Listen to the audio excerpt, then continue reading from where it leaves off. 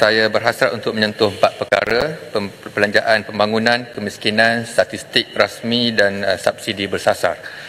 Datuk Pengerusi, pertama saya merujuk kepada jumlah besar untuk maksud bekalan B15 dan pembangunan P15, di mana jumlah perbelanjaan mengurus adalah 16% daripada keseluruhan bajet kementerian dan belanja pembangunan 2.9 bilion bersamaan 84%. Soalan saya, berapakah jumlah penjanaan peluang pekerjaan baru yang terbit daripada angka belanja pembangunan yang tinggi ini?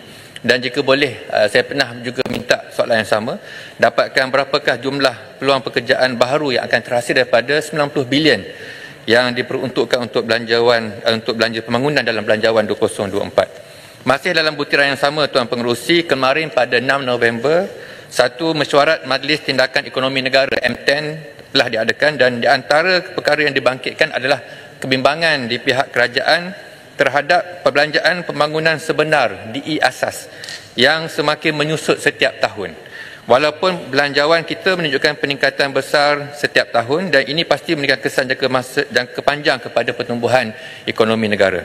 Kita sedia maklum bahawa perbelanjaan pembangunan ini adalah satu bentuk pelaburan yang akan ada laba, keuntungan dan kesejahteraan di masa hadapan, dan perlu mempunyai nilai pengganda serta penjanaan pendapatan dan pekerjaan yang tinggi. Soalan saya, apakah sure di pihak M10 dan tindakan segera di pihak kementerian untuk menambah baik proses-proses dalam pelaksanaan projek belanja pembangunan ini, khususnya dalam aspek tadbir urus, pengutamaan projek, koordinasi pelaksanaannya di samping agenda pengupayaan Bumiputera yang perlu terus diperkasakan.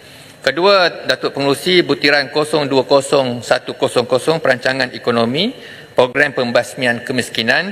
Kami ahli-ahli parlimen yang ramai dalam kawasan kami ini, jumlah ketua isi rumah yang masih lagi miskin tegak ini sangat mengalu-alukan.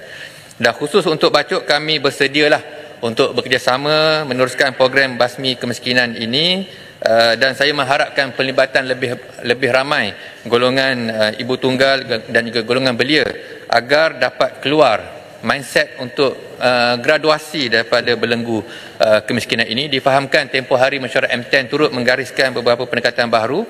Mohon pihak kementerian berkongsi dengan kami di Dewan yang mulia ini. Yang ketiga, Datuk Pengerusi, butiran 020200 Jabatan Perangkaan DOSM. Saya ingin merakamkan di sini ucapan tahniah dan penghargaan kepada pihak DOSM, Jabatan Perangkaan, yang berjaya menghasilkan statistik dan dapatan kajian yang berkualiti dan komprehensif. Sebab ini saya telah bangkitkan dalam soalan bertulis tentang perlunya segala dapatan dan statistik rasmi ini dimasyarakatkan. Dalam erti kata lain, diperluaskan penggunaannya oleh segenap lapisan masyarakat, tidak terhad dalam bidang ekonomi sahaja, tetapi diperluaskan dalam bidang pendidikan, kesihatan dan kebajikan. Pertamanya, akses kepada portal DOSM ini yang lebih terbuka dan interaktif telah pun dijayakan.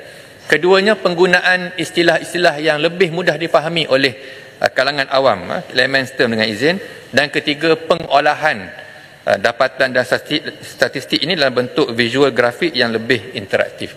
Di samping itu, DOSM perlu sentiasa waspada dengan kritikan dan kesangsian orang awam terhadap statistik rasmi, dan perlu proaktif memberikan penjelasan terhadap jurang di antara statistik rasmi ini dengan realiti dan juga mungkin persepsi rakyat sehari-hari. Kita faham statistik ini ada kaedahnya, ada formulanya, ada limitasinya, namun komunikasi perlu dipertingkatkan untuk kewibawaan statistik rasmi ini tidak dicabar oleh rakyat yang melihat dan merasakan sendiri angka-angka itu mungkin sedikit berbeza dengan apa yang dialami dan dirasai poket dan juga dompet rakyat sehari-hari. Yang terakhir, Datuk Pengerusi, butiran 00100 kajian kemungkinan dan dibaca sekali dengan butiran 020100 perancangan ekonomi berkenaan dengan subsidi bersasar. Kita menyambut baik segala inisiatif yang diambil untuk memastikan benar-benar subsidi ini dapat dimanfaatkan oleh rakyat, di samping perlunya kerajaan ini mengukuhkan kedudukan fiskal negara,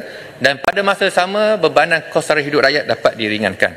Mendengar penjelasan oleh Yang Berhormat Menteri tempoh hari tentang 3 pendekatan baru, saya berpandangan perlu diberikan penelitian terhadap bukan sekadar kaedahnya tapi implikasi ataupun kesannya, kerana bagi saya Program subsidi bersasar dan bantuan tunai ini yang turut disentuh dalam mesyuarat M10 perlu ada keanjalan, fleksibiliti dengan izin. Atas faktor itu, saya ingin kemukakan 3 persoalan untuk diteliti secara ringkas, Datuk Pengerusi.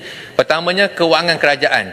Apabila kerajaan ini berhasrat untuk berlaku penjimatan subsidi dan dialihkan kepada bentuk bantuan tunai, adakah ini pendekatan terbaik untuk mengurangkan defisit kerajaan? Perlu ada simulasi berkenaan dengan imbangan daripada subsidi kepada bantuan tunai. Yang keduanya, sistem pekalan data dibangkitkan oleh Yang Berhormat sebelum saya tadi tentang sistem padu ini perlu benar-benar robust, perlu benar-benar sentiasa dikemaskini, dan bagaimana proses verifikasi yang perlu dibuat setiap masa supaya benar-benar layak, dan penyaluran bantuan tunai yang tidak seragam. Berbeza dengan bantuan tunai rahmah, bantuan BRIM sebelum ini, bantuan dalam bentuk sistem padu ini pastinya tidak sama di antara kelayakan, pendapatan dan juga lokaliti yang berbeza. Yang ketiganya, kesan terhadap kos sara hidup dan inflasi tolakan kos, yang pastinya apabila harga petrol, harga ayam diapungkan, pastinya akan mengubah sedikit trend perbelanjaan golongan M40 dan T20,